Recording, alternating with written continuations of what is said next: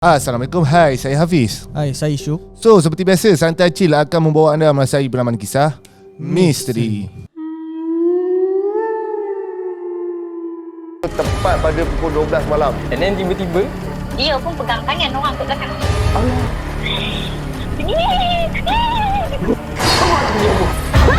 kau tahu tak, aku nampak apa? Kau nak mati ke? Dia menari tu, dia terpanjang-panjang macam tu kan.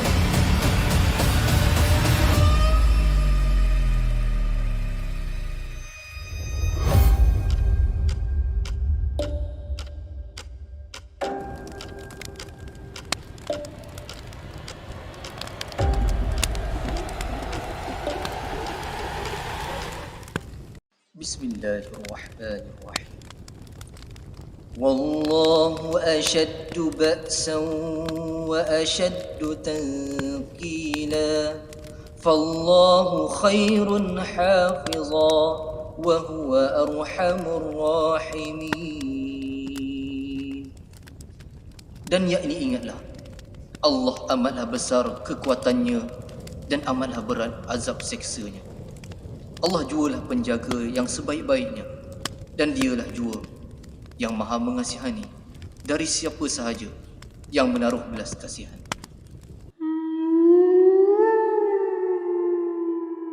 Okay guys, kisah pada malam ni adalah kisah Kak N.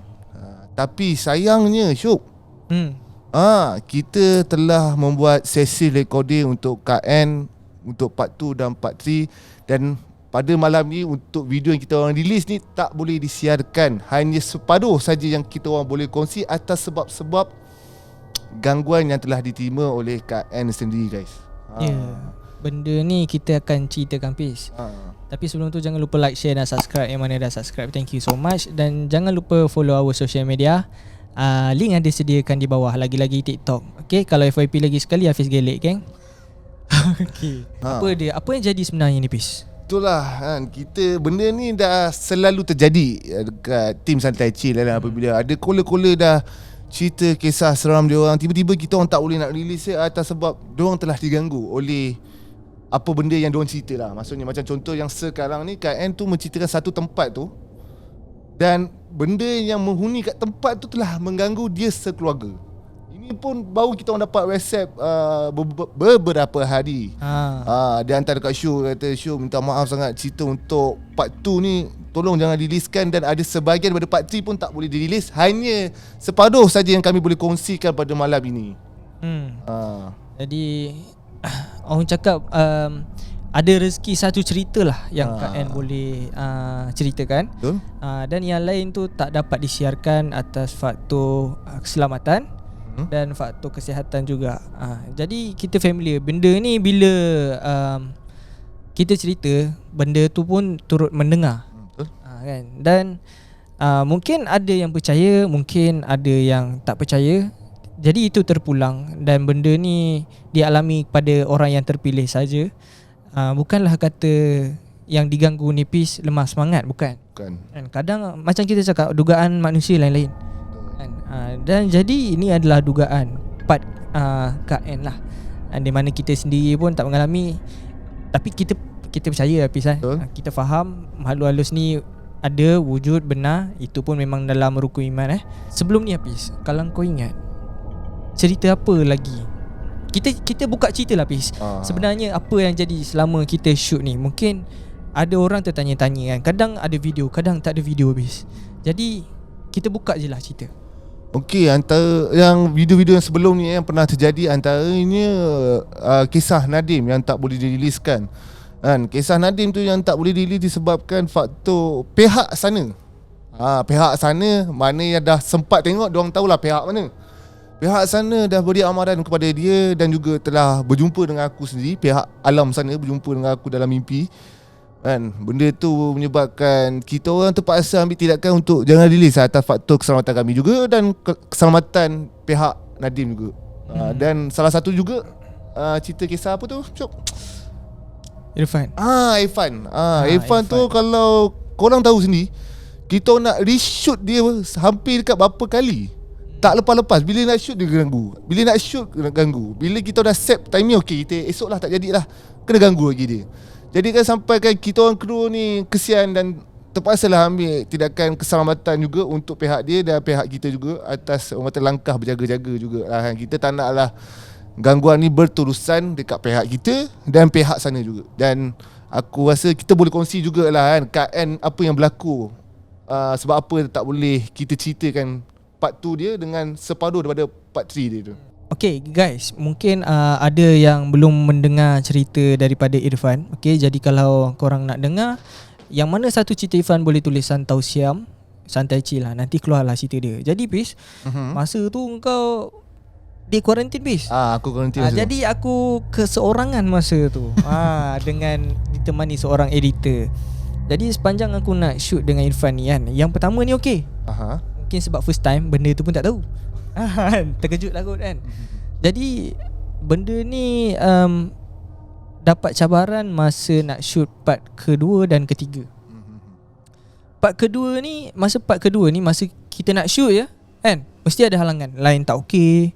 Mula tu okey lah, fikir macam okey lah, ni mungkin yelah, kita faham lain tak okey, mungkin disebabkan faktor telco tu masa tu ada problem ke kan. Jadi masa tu aku faham okey tak apalah, kita akan cari hari lain. Dan dapat satu hari kan, bila nak shoot tu, alamak, ayah kepada Irfan ni pula kena kacau masa nak shoot tu. Jadi benda tu kita pun faham, terpaksa tangguh. Padahal kamera dah pacak, lighting dah buka kan, call pun dah banyak kali. Lepas tu alhamdulillah lah, dia pemudahkan, dapat shoot untuk yang part tu dengan mudah. Masa nak shoot part 3, ini banyak sangat. Berapa kali aku set up tempat, kejap shoot sana, okay tak jadi, aku cakap tak apa, tukar hari lain. Lepas tu aku tukar lah shoot kat sini, kod lah lain kan, shoot kat sini pun tak boleh. Tak silap aku, sebelum ni aku ada sediakan rakaman yang benda tu gagal nak direcord kan. Okay, korang boleh tengok previous video aku susah nak cari video tu.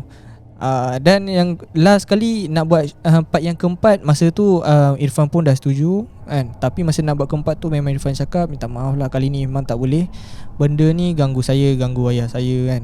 Dan kita ambil langkah untuk berhenti kan, walaupun pengalaman dan cerita Irfan ni masih banyak lagi untuk dikongsi. Tapi kita fikir tak apalah, mungkin orang lain pun nak cerita juga kan. Tak apalah, kita bagi Irfan dengan keluarga dia rehat lah. Aku pun saya ucapkan selamat tahun bertabah lah pada family Irfan. Kita doakan baik saja. Tak tahu sekarang ni apa khabar kan. Jadi kalau Irfan tengah tengok, apa khabar Irfan, semoga Irfan dan keluarga dalam lindungannya. Jadi Pis, aku nak tanya pula pasal Nadim. Okay, so yang Nadim ni Pis, aku dengar video dah siap kan. Lepas tu aku dengar part 1 di delete, kena delete. Tapi yang mana rezeki dah dengar, rezeki lah cerita dia pun memang luar biasa. Dan lepas tu aku dengar Nadim dengan kau kena warning kan. Cuba kau cerita sikit, apa cerita ni sebenarnya? Okey, yang mana yang korang sempat lah, mana yang senang cerita, siapa yang dah join premium untuk part 1 cerita Nadim tu sendiri, korang tahu kisah tu dekat mana. Aku tak nak sebut kan. Mana yang tahu tu tahu, jangan nak komen. Sekarang aku pula kena warning. Yang dia yang tahu tu tahu, diam. Jangan nak kata komen tahu ni. Tak payah. Aku dah penat nak settle benda lah ni. Jadi kisah Nadim tu part 1 telah diriliskan dalam YouTube. Dan aku rasa dekat 2 hari jugalah reach view tu dah, orang kata dah bertebaran sebar video tu, kisah tu. Yelah, sebab clickbait dia tu orang nak tahu tempat tu memang tempat orang kata ramai dikunjungi. Jadi ni si Nadim tu WhatsApp aku, dia kata, Hafiz, ya. Aku jawab, ya, kenapa? Minta maaf sangat-sangat, boleh tak part 2 jangan publish dan part 1 tolong delete. Aku masa tu dah pisang. Sebab ni pisang, yelah, view dah naik, view dah cantik, like dah bukan-bukan, income dah cantik, komen pun dah bila banyak. komen dah banyak, so kena delete. Dia rasa macam kan. Tapi dia cerita, aku pun tanyalah dekat Nadim, kenapa kan, apa yang berlaku ni kan. Dia beritahu pihak kawasan tersebut, pihak alam sana dah berjumpa dengan Nadim dengan memberi amaran jika teruskan lagi benda ni akan berlaku sesuatu buruk lah dekat dia. Dan masa tu juga Nadim dikabarkan kepada aku, dia pun dalam keadaan yang tak sihat masa tu, sebab dah beberapa hari telah diserang oleh pihak sana. Dan aku pula terlibat dengan benda halah ni. Ya Allah, aku cerita sekarang aku menebang. Sebab tu aku tak nak cerita benda halah ni. Okay, aku menebang. Dia datang lah tu. Dia ada jenguk ke Fiz? Tak tahulah. Tak tahu kan. Okay. Ya lu memang baik. Okay, so pihak sana ada datang berjumpa dengan aku. Pihak sana tu dia bukan datang dalam dunia nyata, dia datang dalam dunia mimpi aku. Dan aku masuk kat dalam mimpi tu. Aku sebenarnya tak nak cerita kat macam mana keadaan tu, tapi aku boleh cakap kau, aku cakap dengan korang senang cerita. Aku masuk sebuah perkampungan yang punya istana dengan ramai penduduk, dan aku berjumpa dengan ketua dia.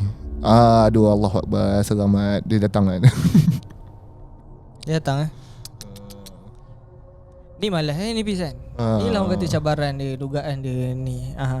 Okay, aku short form. Aku short form tu, aku terus berjumpa dengan dia, bercakap semua. Masa tu ketua dia jumpa dengan aku. Aku pula masa tu, sebab aku tahu kan, aku berada dekat alam sana. Dia seolah-olah cuba untuk mengajak aku sesuatu dengan ada satu keramaian. Alah, orang kata bila kau orang luar datang, kau disambut dengan keramaian tau. Dan masa tu aku tahu aku dekat alam sana. Alam sana yang bagi aku ini bukan alam aku. Dan aku pun terus palau dia lah. Senang cerita aku palau. Bukan palau lah, dia cakap semua aku angguk, waktu aku belah.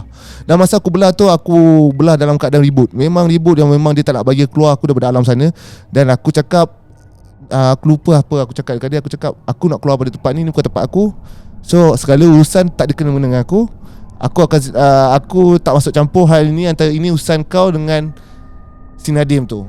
Dan aku hanya orang yang orang kata menyampaikan cerita, bukan aku untuk menyebarkan benda-benda yang tak baik. Macam tu lah ibaratnya aku cakap kan. Dan aku keluar daripada alam tu. Dan selepas tu juga aku dapat pesan, bukan dapat pesanan, aku dapat alamat. Alamat bukan alamat rumah, alamat petanda, yang di mana benda tu nak jumpa juga dengan aku dalam keadaan dunia nyata. Tapi bukanlah berbentuk orang kata nyata datang depan-depan, tapi dalam keadaan aku sedar, bukan dalam keadaan mimpi. Yang kata kayaknya kalau datang tu dia datang dengan bersenjata lah, dengan geng-geng kampung ni, dengan berkuda je. So selepas aku pun berfikir, jumpa juga kawan-kawan aku, tanya dengan ustaz aku semua. Tak apa, kau relax Fiz. Dia kalau nak buka gelanggang, kita buka gelanggang. Kalau dia nak bawa parang, kita bawa parang. Kita pun, aku pun masa tu aku cakap, jangan sampai macam ni man, aku tak ada kena-mena dengan benda lah ni kan. So akhirnya tak tahulah, antara kawan-kawan aku pergi berunding dengan sana. Jadinya settle lah benda tu settle. Aku tak masuk campur, dan aku pun mengambil tindakan untuk delete part 1 dan part 2 terus. Sedangkan benda tu part 2 lah, kau nak cakap cerita kau part 2 untuk korang, untuk kisah Nadine ni dah menarik dah untuk dipublishkan. Tapi sebabkan part 2 tu tak boleh dirilis, hanya tinggal kenangan. Aku rasa kita punya storage pun kita dah delete kan video tu kan. Aku rasa dah tak sure. Aku tak Siapa? sure. Rasanya dah delete sebab Kau tak dibenarkan ada sebarang. lagi, delete. Dah delete. Ada lagi? Ada lagi.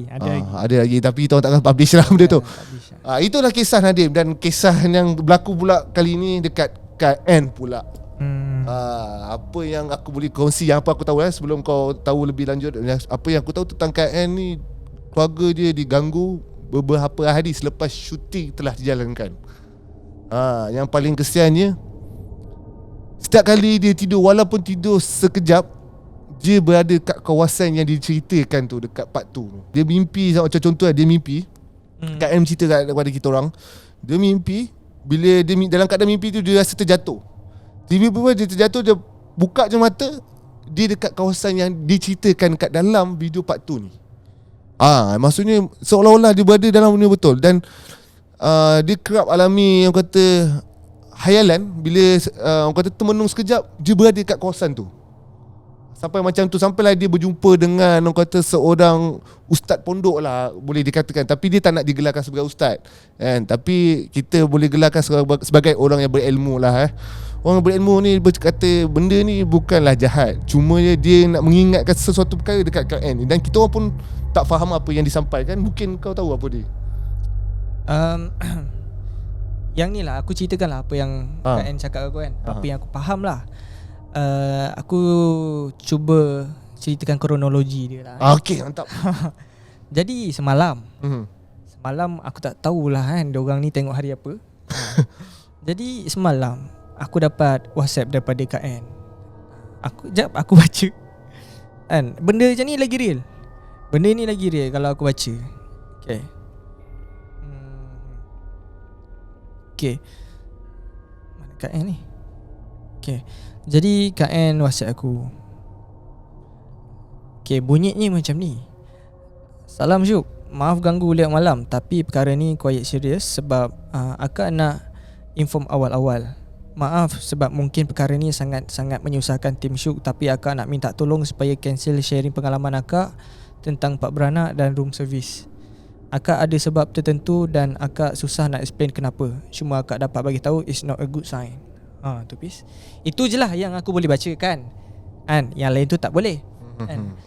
Jadi selepas tu aku pun tanya kenapa kak kan. Borak-borak-borak, yalah cerita sedap kan. Rugilah tak post. Tapi bila cakap macam tu aku teringatkan, nah benda ni bukan first time. Dan Kak N apa yang diceritakan macam kau dah cakap tadi, bila dia nak tidur, dia mimpi, mesti dia mimpi dia terjatuh pada katil dan akan tiba-tiba berada di room service tu. Maksudnya bukan tiba-tiba memang kat sana, masih dalam mimpi dia ada di dalam room service tu. Yang mungkin tak tahu tentang cerita ni boleh tengok dekat part 1. Okay, room service apa. Kemudian tentang empat beranak. Empat beranak ni yang dikatakan dari gua. Dari gua. Gua mana memang kita tak bagi tahulah kat mana. Dan benda tu menghantui Kak N sampai hari ni. Jadi benda yang empat beranak ni bukannya timbul dalam mimpi, Peace. Benda ni dalam nyata. Jadi bila kadang-kadang Kak N ni kat mana-mana kan, dia akan dapat satu bayangan. Bayangan ni dia akan nampak bayangan keluarga yang dia nampak tu. Jadi benda tu akan buatkan Kak N kaku, termenung kan, hayal, sampailah benda tu akan hilang dalam keadaan kabus. Barulah dia tersedar, aku buat apa kenapa dia jadi macam tu. Dia ganggu Kak N dalam keadaan macam tu lah. Dan kadang-kadang benda tu dikatakanlah sampai hari ni memang ada dekat belakang Kak N. Dan benda tu bukannya mengganggu Kak N saja, termasuk suami Kak N. Maksudnya suami Kak N ni selalunya macam ni lah. Contoh lah, aku duduk kat sini, lepas tu aku nampak lah si Birin tengah mengedit video sana. Ini anak mata kita panggil kan? Anak mata ni kita bukan pandang direct kan, tapi kita pandang yang macam contoh aku pandang macam ni kan. So kita mesti boleh nampak dalam degree yang 180 ni kan. Kita boleh nampak. Contoh aku buat tangan macam ni, aku nampak. Dan aku contoh lah, ni suami Kak N kat sana. So yang suami Kak N ni nak perasan Kak N tu kan. Jadi dia cakap, lah apalah hari ni kita nak makan apa Pom, dia borak song-song. Borak. Kak N kat belakang duk fikir, dia ni borak dengan siapa kan, borak sorang-sorang. Lepas tu Kak N datang tanya, Bang borak dengan siapa? Atau suami dia? Bukan saya borak dengan awak tadi. Sebabnya dia kata dia nampak Kak N tadi kat sana. Jadi benda-benda macam ni lah Pis yang ganggu Kak N. Yang selebihnya tu orang kata kita kena simpan kan, privacy juga benda ni. Tapi apa yang kita nak ceritakan dekat penonton, inilah orang kata unrevealed chapter yang akhirnya kita revealkan kan, supaya diorang ni pun dapat iktibar kan. Sebab tu juga Pis, kita masa nak publishkan cerita seram ni, kita selitkan doa. Betul? Kan?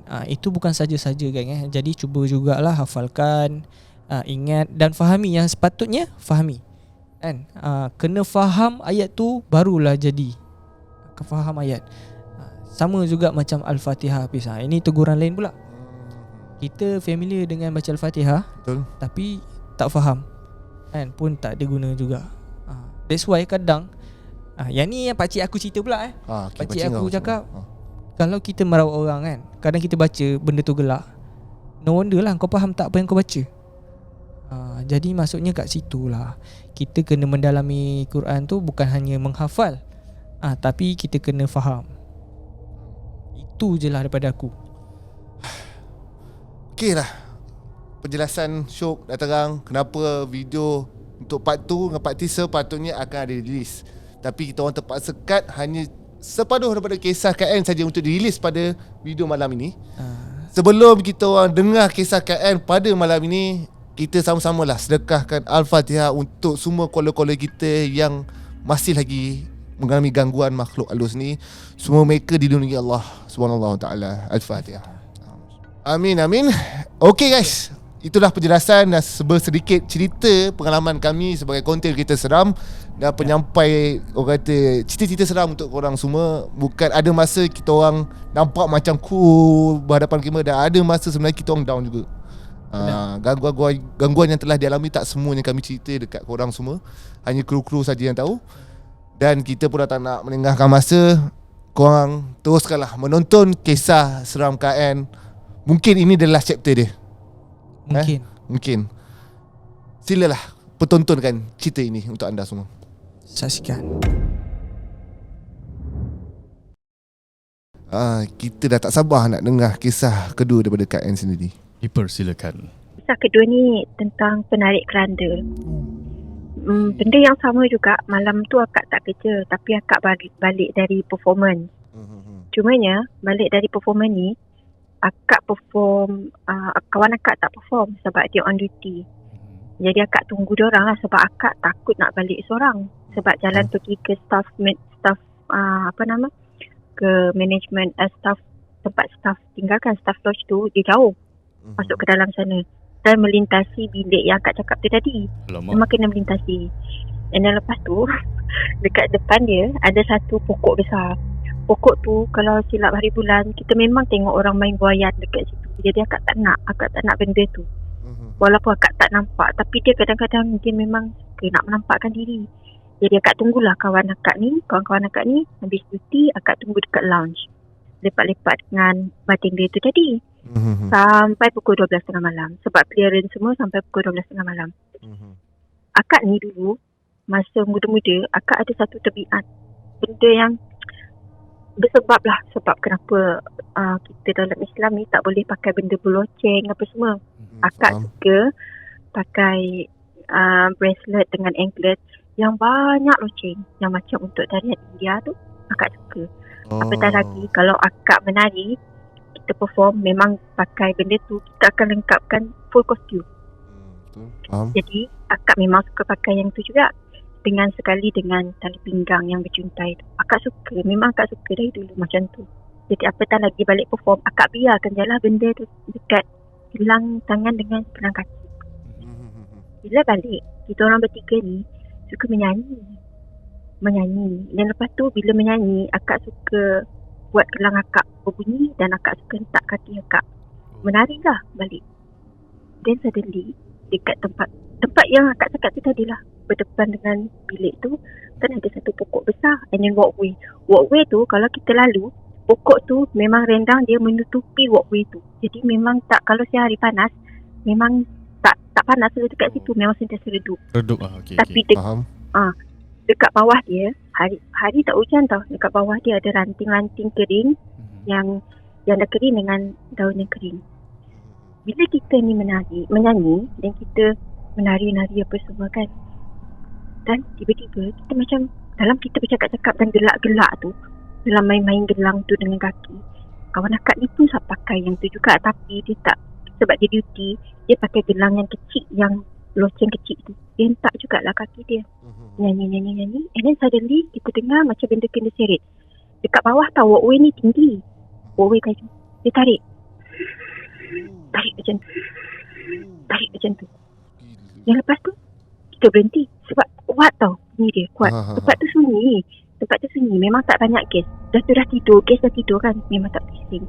Lepas tu boleh dengar lah. Lepas tu menyanyi lagi. Kali kedua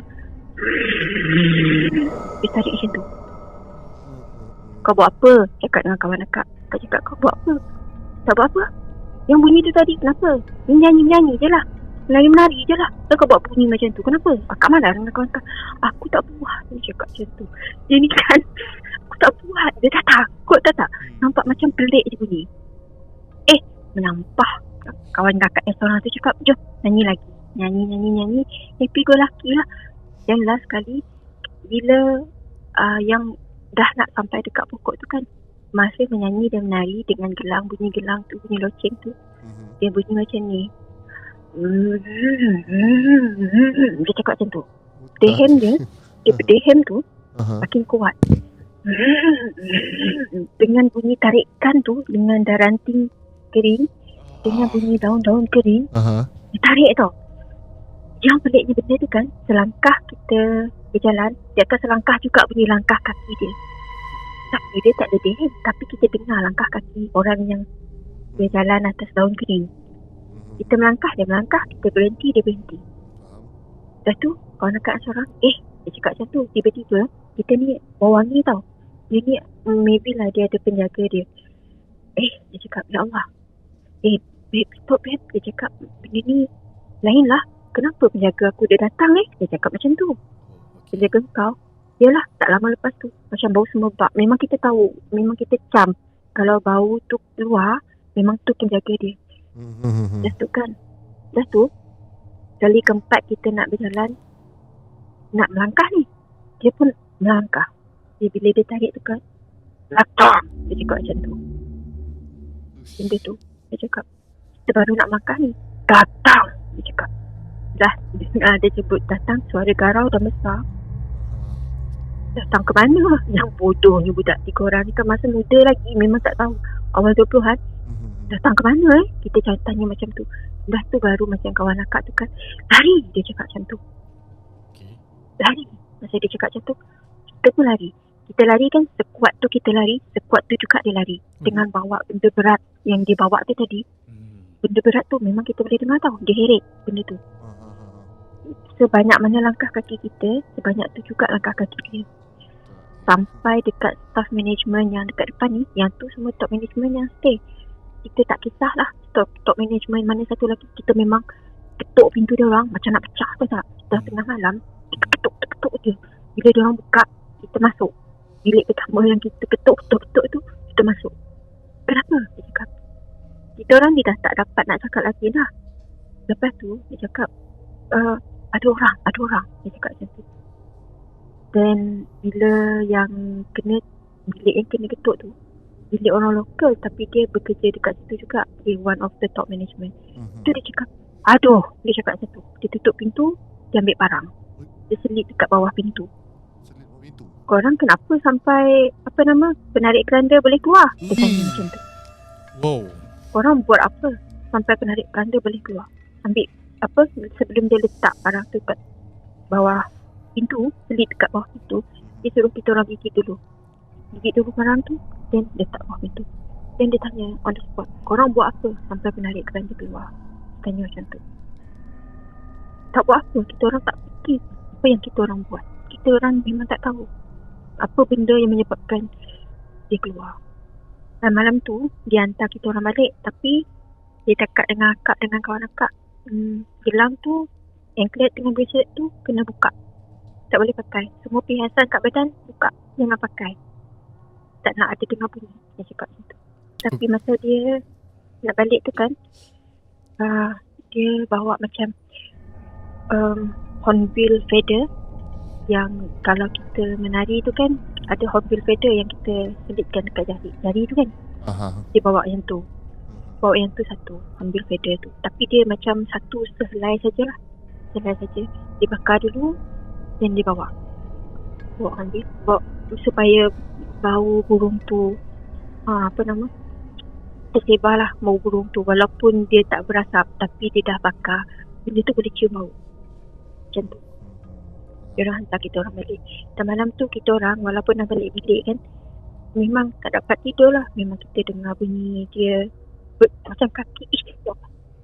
macam kaki ni berjalan dekat luar bilik tu. Kita boleh dengar kaki seolah-olah macam dekat luar bilik tu ada daun kering. Macam tu. So malaman sampai pagi tak tidur. Jenak juga. Sebab dia dah cakap tadi, last sebelum kita lari tu kan, dia cakap datang. Dia cakap macam tu. Maksud dia datang tu macam mana, itu yang kita tak tahu.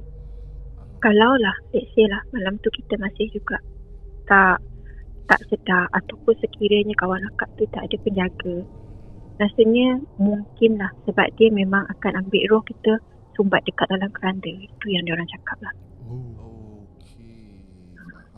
Tapi benda tu memang sangat-sangat jahat. Tu yang dia tanya, korang buat apa sampai dia keluar? Cakap macam tu. Start dari hari tu kan, kita orang kalau sampai sekarang ni, kalau pakai barang kemas, memang akak keluarkan loceng. Akak tak berani. Jadi ada kemungkinan lah Kak yang bahawa kemunculan si penarik keranda tu adalah disebabkan oleh bunyi loceng akak pakai tu. Akak rasa macam tu sebab malam tu kita terlampau happy, kita terlampau suka dan kita lalai. Akak rasa lah. Tapi loceng tu memang banyak. Dekat kaki tu sampai sebelah kaki sampai 2. Lepas tu dekat tangan ada 2. Memang kuat lah bunyi loceng tu. Dan lepas tu menari-menari lagi, kita hentak kaki dan kita goyang-goyang lagi tangan, mestilah dia kuat lagi kan. Macam tu. Tapi masa dia tarik tu memang bunyi benda yang berat. Nanti kalau berkesempatan kan, benda yang berat tarik atas ranting-ranting yang kering dengan dekat daun yang kering, berat. Macam 2-3 tong gas tu tarik je. Macam tu lah bunyi dia. Tetapi dia ada suara. Dia cakap setiap kali dia tarik tu kan, dia cakap tarik first dan second dia cakap macam tu. Dan kali ketiga tu yang paling panjang, dia tarik macam tu seolah-olah berat. Tahu tak? Aku dapat bayangkan bis. Dekat situ kan akak pernah cakap walkway tu, dia mana dia terang, dia sama-sama aja. Dia nak vibe romantik macam tu. Vibe romantik sama-sama macam tu je. Jadi kita tak dapat nak tengok ke bawah, melainkan kita ada bawa torchlight. Macam tu lah. Okey Kak, saya nak tahu macam mana boleh sejarah penaik keranda tu boleh ada dekat kawasan tu. Sampaikan nama dia sangat unik bagi aku. Sebab selama saya hidup lah, saya tak pernah dengar hantu penarik keranda ni. Kita tak tahu pun nama benda tu penarik keranda. Tapi dia bawa apa lagi selain daripada keranda? Kita gelar je dia penarik keranda. Tapi dia bawa apa lagi kalau bukan benda tu? So sejarah dia kakak pun tak tahu macam mana boleh ada lah benda tu semua. Tak tahu sebab benda tu berkurun lama dah. Orang sebut dia penarik keranda. Memang macam tu je. Benda apa lagi yang dia nak tarik? Takkan dia nak tarik troli Shopee tu kan? Mesti dia bawa keranda. And then dekat depan resort tu, dekat depan lounge dia, ada macam bukit batu. Dulu orang lama-lama dia orang tanam mayat dekat dalam macam benda yang dianyam tu. Kita sebut tubang tau. Macam benda yang dianyam. Dia orang gantungkan dekat situ. Tika. Lama dululah. Tapi sekarang tak ada lagi dah dia orang buat macam tu. Sebagai pelindung lah, penjaga. Wow. Tapi benda yang berlaku tu bukan dekat area tu pun. Dekat area nak pergi ke staff dekat rumah staff. Faham, jauh tapi juga. Memang dia jauh. Jadi sebab tu lah, nasib baiklah akak tadi tunggu kawan-kawan akak habis kerja. Kalau tak macam mana? Sebab akak ni ada benda macam tu. Akak ni ada lambat sikit. Sebab lambat nak faham benda tu bukan manusia. Nak kata sebab kita ni tak ada hijab terbuka, jadi kita lambat nak pick up benda tu. Bukan manusia ni, tak normal ni. Macam tu. Okey Kak, lepas tu saya nak tanya lagi, apa tujuan parang tu letak bawah pintu tu? Sebab dia cakap macam ni, besi, parang dia buat daripada besi. Besi adalah benda ciptaan yang paling lama, yang paling macam paling kuat lah. Kalau kita nak membentuk dia, kita terpaksa leburkan dia. Jadi dia cakap macam ni dalam bahasa dia orang lah, tapi akak translatekan lah. Kalah besi ni, baru aku kalah. Lagi besi ni tak kalah, aku takkan kalah, engkau yang kalah. Dia cakap macam tu. Sebab dengan besi, benda yang tajam macam tu boleh membunuh dia orang. Tapi besi tu kan susah nak dileburkan. Dia orang pun dileburkan dengan besi tu. Contohlah, maksud dia cakap macam tu. Memang ada relate lah, faham. Tak tahu ilmu ni. First time saya dengar boleh letak besi tu. Okey. Memang besi tu hanya untuk menghalang penarik keranda tu saja je. Bukan sahaja untuk penarik keranda, memang untuk bangsa mereka. Okey. Macam kalau kami lah kan, kalau macam akak memang bawa paku yang besar tu, yang dalam di dalam sejengkal lah, saiz panjang dia ataupun setengah jengkal, paku yang besar tu kita bawa dalam beg yang bukannya macam paku payung tu. Dia paku panjang tapi dia bukan macam paku payung, cuma dia besar lah, kecil sikit daripada jari kelingking kita kan. Kita memang bawa dalam beg. Kalau if anything happen kan, kita akan ambil benda tu, kita pegang dan gigit. Dan akan cakap macam tu lah, besi ni, kalah besi ni baru aku kalah. Macam tu. And then lagi satu benda tu yang akak cantik kan, dia tak suka paku tu. Jadi kita nak kena selalu bawa paku tu. Dalam kereta pun memang akan ada. Faham. Sepanjang aku dengar Hafiz, selama ni kita sering disajikan dengan kakak cantik, gula-gula. Tapi kali ni betul-betul istimewa lah. Banyak betul entiti-entiti yang aku first time dengar ni. Lah, penarik keranda kan satu benda yang unik.